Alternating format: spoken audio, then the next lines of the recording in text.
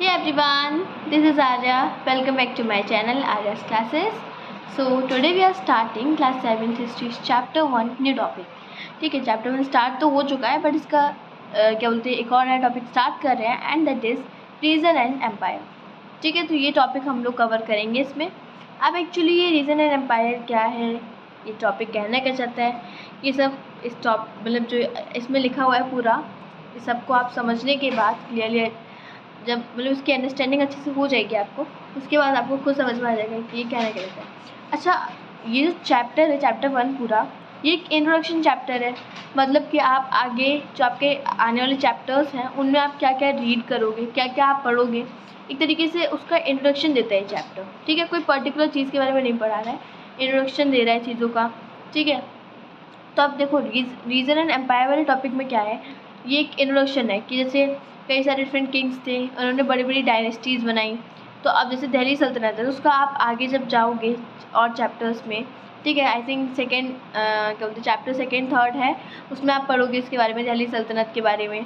ठीक, और आगे मतलब चीज़ों को जो मतलब और इसमें टॉपिक में है उनको धीरे धीरे आप चैप्टर्स में पढ़ोगे. ठीक है, तो इसमें रीजन एंड एम्पायर के बारे में, मतलब रीजन और एम्पायर, रीजन से एम्पायर्स बनते हैं, कई सारे डिफरेंट किंग्स जो थे. ठीक है, उन्होंने बड़ी बड़ी एम्पायर्स अपनी बनाई, कैसे बनाई, क्या हुआ, सब टॉपिक के अंदर पढ़ेंगे. चलो स्टार्ट करते हैं टॉपिक को, ज़्यादा देर नहीं करते हैं. ठीक है, सब देखो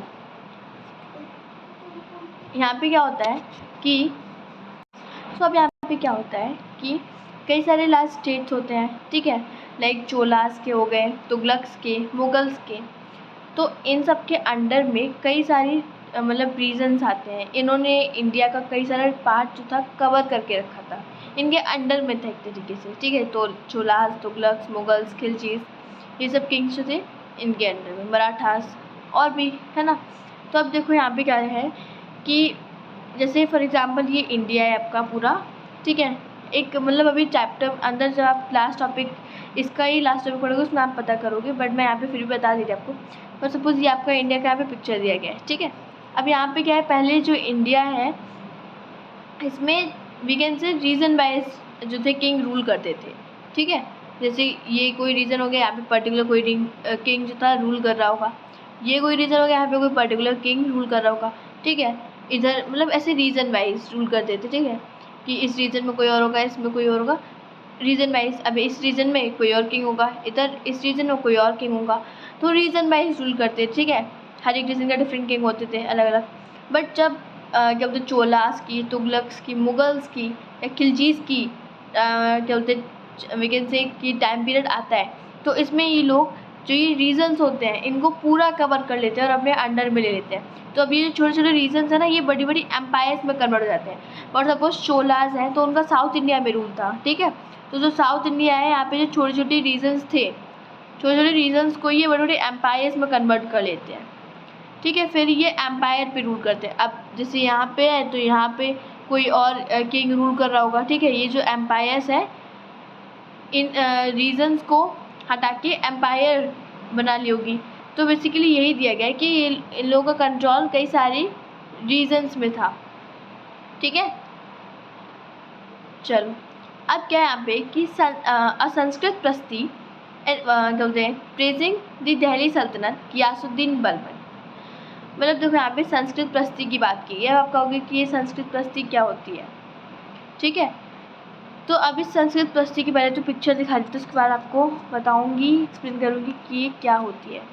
ये होती है प्रस्तीज. ठीक है, ये प्रस्तीज क्या होती है, ये मेटल की होती है और इन पर क्या बोलते जो भी किंग लिखवाना चाहते हैं इन्फॉर्मेशन अपने बारे में या क्या बोलते किस हिसाब से वो रूल करता था, तो जो भी इन्फॉर्मेशन, ठीक है, तो वो इन प्रस्तीज पे लिखा जाता है. और कहोगे प्रस्तीज से मतलब मेटल प्लेट्स पे लिखवाते थे. उस टाइम पे पेपर नहीं होते थे, तो हाँ उस टाइम पे पेपर्स जो थे बहुत मतलब we can say by chance, वैसे होते नहीं थे क्योंकि मेटल प्लेट्स पे लिखते थे. ठीक है, तो उस टाइम पे पेपर्स का यूज़ नहीं होता था ज़्यादा, तो इस तरीके से मेटल प्लेट्स पे क्या बोलते किंग लिखवाते थे. तो जो गियासुद्दीन बलबन था उसने भी क्या बोलते ऐसे ही ये जो मेटल प्लेट्स थी जिन्हें प्रस्तीज कहते हैं, इन पर लिखवाया था अपने बारे में. अपने बारे में क्या लिखवाया था, किस हिसाब से, मतलब देखो जैसे कि जो गियासुद्दीन बलबन था इसने क्या एक्सप्लेन किया था इन प्रेस्टीज में, क्या बताने की कोशिश की थी कि he was the ruler of vast empire that was stressed from Bengal, in east from in the Afghanistan in west। मतलब बंगाल जो ईस्ट में है वहाँ उधर से अफ़गानिस्तान तक उसका रूल था। ये बताया था उसने कहाँ पर, मतलब जो ये प्रस्ती लिखवाई थी उसमें, ठीक है, कि मतलब उसका रूल कितना वास्ट था, उसने कितना ज़्यादा एरिया कवर कर रखा था। So this was. अब क्या था यहाँ पे कि people of different regions like Gauda, Andhra, Kerala, Karnataka, Maharashtra and क्या बोलते Gujarat apparently fled before his armies. तो इनकी मतलब आर्मी के कंट्रोल में ये सब रीजन बिगिन से रहते थे, ठीक है। यहाँ के जो पीपल थे they fled before his armies. Now what is कि जो हिस्टोरियंस होते हैं, हिस्टोरियंस तो जो गयासुद्दीन बलबन ने एक्चुअली लिखवाया था प्रेस्टीज में, ठीक है।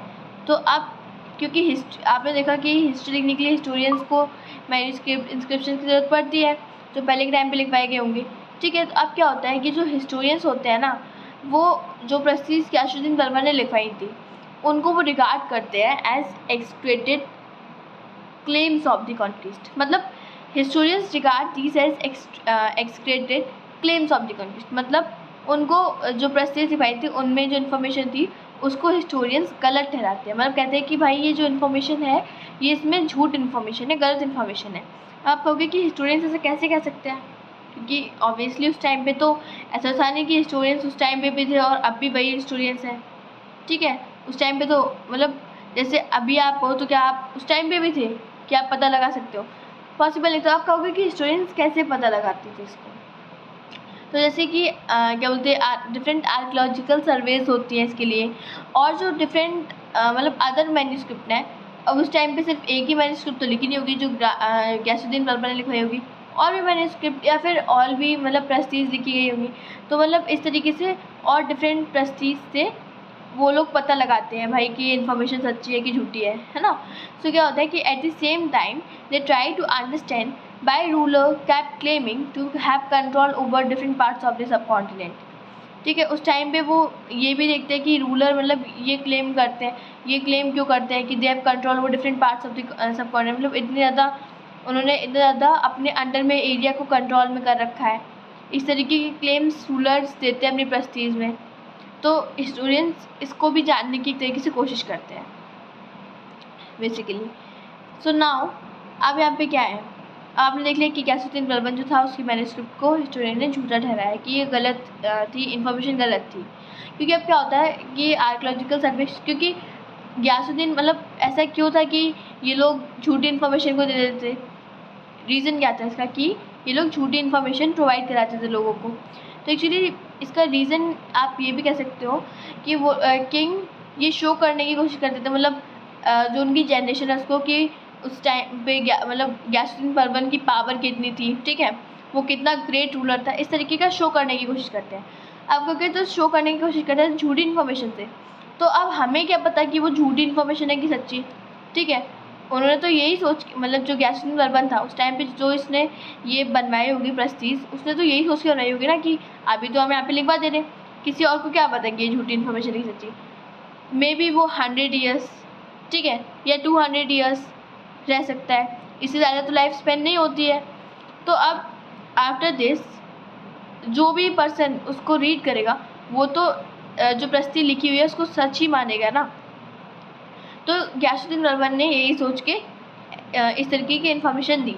बट अब उसको क्या पता था कि इस टाइम पे आर्कियोलॉजिक इस तरीके की सर्वेस चलने लगेंगी, इस टाइप के मतलब हिस्टोरियंस इस टाइप की सर्चेस करेंगे कि उससे सारा उसका जो मतलब सच्चाई है सामने आ जाएगी, ठीक है। तो मतलब यही एक रीज़न था कि इसलिए जो किंग थे वो झूठी इन्फॉर्मेशन भी कभी कभार प्रेस्टीज में या मैन्युस्क्रिप्ट्स में प्रोवाइड करा देते थे अपनी पावर को शो करने के लिए कि हम कितने पावरफुल थे, कितने ग्रेट थे ये, ठीक है। सो अब नेक्स्ट है हमारा by 700 many reasons already persist distinct geographical dimension and their own languages and cultural characteristics.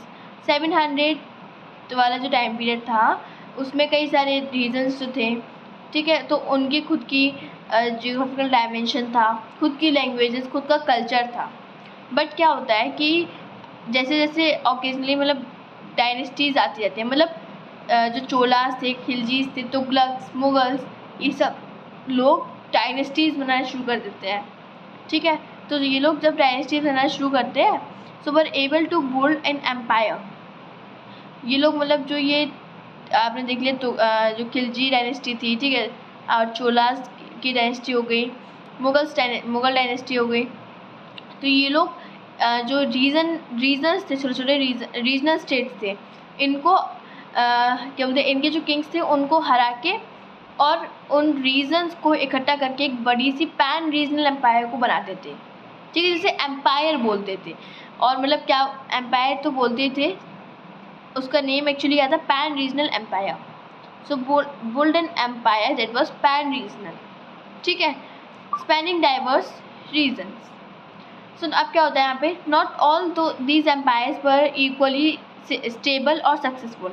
अब सारे मतलब बना तो लेते, तो चलो ये लोग इतनी बड़ी बड़ी एम्पायर्स बना ली, ठीक है, जो ये डायनेस्टी थी ये लोग, बट सारी एम्पायर्स स्टेबल नहीं रह पाती थी, सारी एम्पायर्स नहीं चल पाती थी सही से, सक्सेसफुल नहीं रहती थी, ठीक है, not all empires were successful. So अब यहाँ पर नेक्स्ट क्या होता है, तो अब जैसे कि देखा आपने कि सारी एम्पायर्स जो थी एक टाइम पीरियड के बाद चीज़ें चेंज होती जाती हैं, ठीक है। अब लास्ट मुगल्स, जैसे फॉर एग्जांपल मुगल का एग्जांपल लेते हैं, ठीक है, यहाँ पे दिया भी गया है कि जो आपके मुगल्स थे वो एंड में आते आते मुगल जो थी, मुगल पावर वो वीक होती गई थी, है ना। तो अब वीक होती गई तो सारी जो एम्पायर्स थी वो सही से नहीं चल पाएंगी, और जब नहीं चल पाएंगी तो वो एंड पे आ जाएंगी, है ना। तो वैसे ही क्या होता है कि जब मुगल्स एम्पायर थी उनका डिक्लाइन होता है 18th सेंचुरी में, ठीक है। तो इससे क्या होता है कि फिर से रीजनल स्टेट्स जो होते हैं वो बनने लगते हैं, उनकी री एमर्जेंस होने लगती है, किसकी, रीजनल स्टेट्स की। मतलब पैन रीजनल से पहले जो रीजनल स्टेट्स थे उनकी अब एमर्जेंस फिर से आने लगते हैं पैन रीजनल के बाद में, ठीक है। आई होप इतना समझ में आ गया होगा आपको, कोई प्रॉब्लम नहीं होगी, एंड अगर कोई प्रॉब्लम होती है तो कमेंट है उसमें डाल देना, ठीक है। सब क्या होता है कि but the years of imperial pan regional rule help alternate the characters of region. But अब देखो जो इम्पेरियल पैन रीजनल रूल थे, ठीक है, जो एम्पायर मतलब जो पैन रीजनल एम्पायर थी आप कह सकते हो उसको, ठीक है। तो जो पैन रीजनल रूल थे उनकी कैरेक्टरिस्टिक्स रीजन्स में, जो रीजनल स्टेट्स थी उनमें अभी भी थी, उनकी कैरेक्टरिस्टिक्स को अभी भी रीजनल स्टेट्स ने वीकेंड से पकड़ के रखा हुआ था, अभी भी उन्हीं के पास थी, मतलब वो लोग भूले नहीं थे उनके कैरेक्टर्स को। क्यों, इसका मतलब ऐसा रीज़न क्या था, देखो जो रीजनल स्टेट्स थे वो पैन रीजनल से ही तो एक्चुअली निकल के आई थी, कैसे एमर्ज हुई थी, पैन रीजनल से ही तो रीजनल बनी थी आगे बाद में, बीच में पैन रीजनल हो गई थी। तो अब पैन ऐसा तो वो कह नहीं सकते कि नहीं भाई हम तो जानते नहीं है पैन रीजनल मतलब क्या और क्या था, ठीक है। तो एक्चुअली बनी तो पैन रीजनल थी, तो उनके कैरेक्टरिस्टिक्स जो थे उनका इम्पैक्ट रीजनल स्टेट्स पे बहुत ज़्यादा पड़ा था, ठीक है। जो उनका रूलिंग करने का तरीका था, रूल करने का तरीका, उसका इम्पैक्ट जो रीजनल स्टेट्स थी ना उन पर बहुत ज़्यादा पड़ा था, पैन रीजनल का इम्पैक्ट रीजनल स्टेट्स में बहुत ज़्यादा पड़ा था, कि जो कैरेक्टरिस्टिक्स थी पैन रीजनल स्टेट्स की उनको रीजनल स्टेट्स अभी भी नहीं भूल पाए थे, ठीक है। तो अभी भी जो पैन रीजनल स्टेट्स की कैरेक्टरिस्टिक्स थी उनको फॉलो किया जाता था, आप कह सकते हो, ठीक है। सो यही यहाँ पे एक्सप्लेन कर रहा है, but the years of imperial pan regional rule had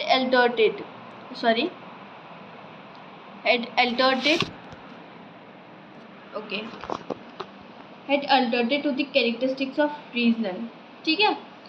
सो ये दिया गया है यहाँ पे, ओके। सो अब यहाँ पे क्या होता है, देखो across the most of the subcontinent the regions were left with the legacies of big and small states that had ruled over them।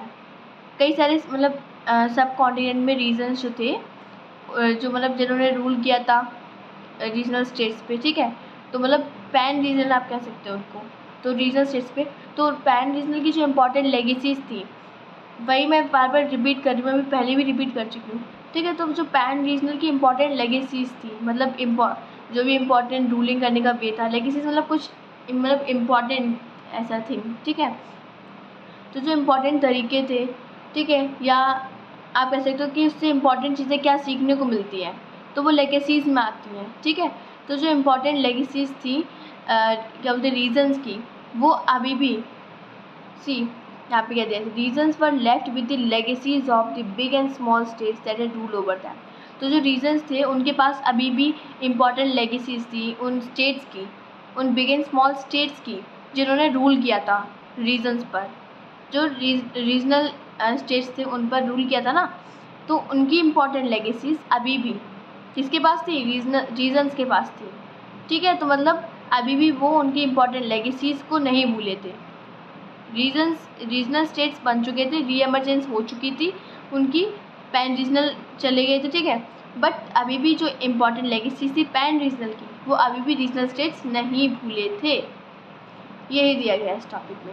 उसके बाद क्या है, दिस वॉज मतलब फॉर एग्जाम्पल दिए गए यहाँ पे कि किस तरीके की इंपॉर्टेंट लेगेसीज जो थी वो नहीं भूले थे। This was apparent of in the emergence of many distinct and share traditions, ठीक है। नेक्स्ट क्या है, in the realm of the governance, the management of economy, ये हो गया। एंड नेक्स्ट इज बहुत ज़्यादा भर गया यहाँ पे, ओके। अब क्या था, in the realm of the governance, the management of the economy, allied cultures and language.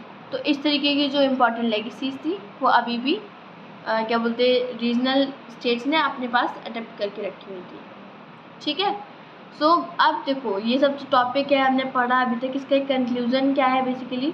Through 1000 years between 700 and 750 the character of different regions did not grow in isolation.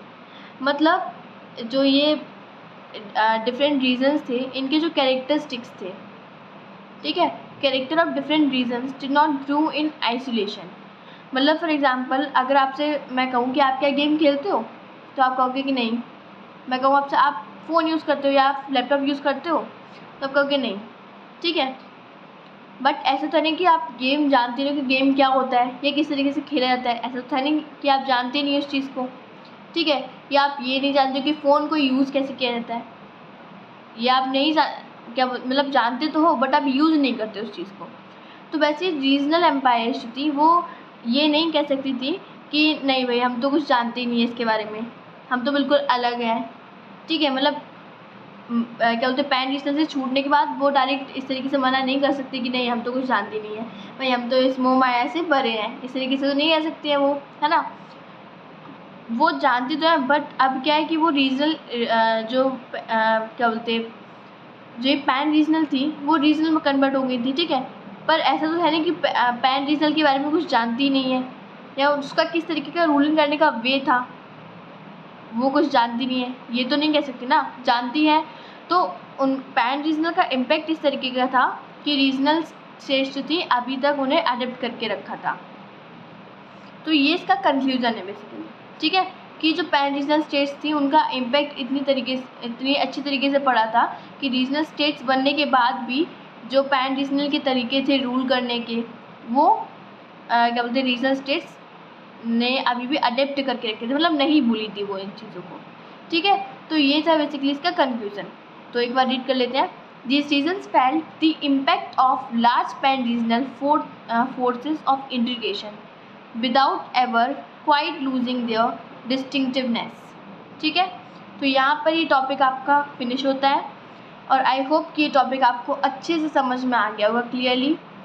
और अगर कोई कन्फ्यूज़न होती है किसी भी चीज़ में so you can ask me in comment, मैं इसका रिप्लाई ज़रूर करूँगी आपको अब नेक्स्ट वीडियो में जो भी होगी हमारी उसमें, ठीक है। सो कोई भी मतलब प्रॉब्लम होती है और अगर वीडियो पसंद आई है तो चैनल को लाइक सब्सक्राइब करना मत भूलना। सो अब हम मिलेंगे अपने नेक्स्ट टॉपिक में जो कि है ओल्ड एंड न्यू रिलीजन्स, ठीक है। So till then thank you so much, take care, bye bye.